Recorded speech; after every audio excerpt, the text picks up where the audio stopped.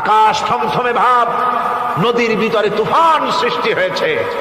মাঝি বলছে, স্যার সাঁতার জানেন? কয় যে না মাঝি, সাঁতার তো জানি না। মাঝি কয়, স্যার ভূগোল, দর্শন, ইতিহাস 3 সাবজেক্টে আমার জীবন 12 আনা মিছা। এখন তো দেখি এক সাবজেক্টে 16 আনাই মিছা আপনার।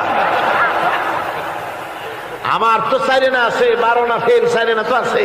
ওই 4 আনা দিয়ে আমি সাতরাইয়া কেনারায় উঠে যাব, আর ইতিহাস দর্শন পাতিয়াস খাইয়া ডুবে মরমিয়া। এবার দার্শনিক বলছে, আরে মাঝি, মানুষকে এরকম নৌকো ডুবে মরে নাকি? কয় মরে না।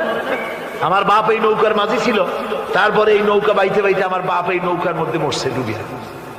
আচ্ছা, তোমার দাদা? আমার দাদাও মাঝি ছিল, এই নৌকা বাইতে গিয়ে সেও মরছে। তোমার নানা? আমার নানাও এরকম নৌকা বাইয়া এরকম মাঝি হয়ে মরছে। দার্শনিক কয়, তুমি তো দারুণ বেহায়া, যে নৌকায় তোমার বাপ মরলো, দাদা মরলো, সেই ব্যবসা তুমি ছাড়তে পারো না, তুমি তো দারুণ বেহায়া। মাঝিরও বুদ্ধি কম না। মাঝি কয় যে, স্যার আপনার বাপ জিন্দা আছেন? কয় না, মারা গেছেন। কোথায় মরছে?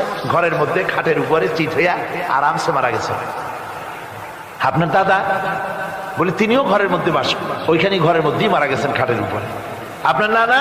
উনিও ঘরের মধ্যে চিত হয়ে আরামসে মারা গেছে। মাঝি কয় যে, আপনিও তো বেশরম কম না, যে ঘরের মধ্যে আপনার দাদা মরলো, নানা মরলো, গুষ্টি মরলো, সেই ঘরটা তো এখন আপনি সারতে পারেন নাই।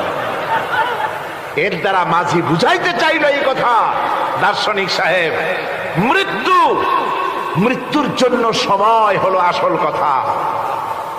সময় যখন এসে যাবে, সে যে জায়গায় হোক, মৃত্যু তাকে ছাড়বে না। মৃত্যু যখন আসবে, জায়গায় পৌঁছতে হবে। আর সময় যখন আসবে, 1 মুহূর্ত আগে পিছু করা হবে না।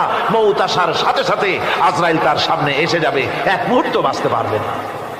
সুতরাং মোমেন ব্যক্তি, তার দিলের মধ্যে মৃত্যু সম্পর্কে কোন ধরনের ওই ধরনের চিন্তা থাকবে না। পরান্ডা নিয়ে কোন রকম নিবাসী এরকমের চিন্তা থাকবে না। জীবন আল্লাহ দিয়েছেন, আল্লাহ নিবেন, সময় আসলে 1 মুহূর্ত দেরি করা হবে না। সুতরাং সেই জীবনটা যিনি দিয়েছেন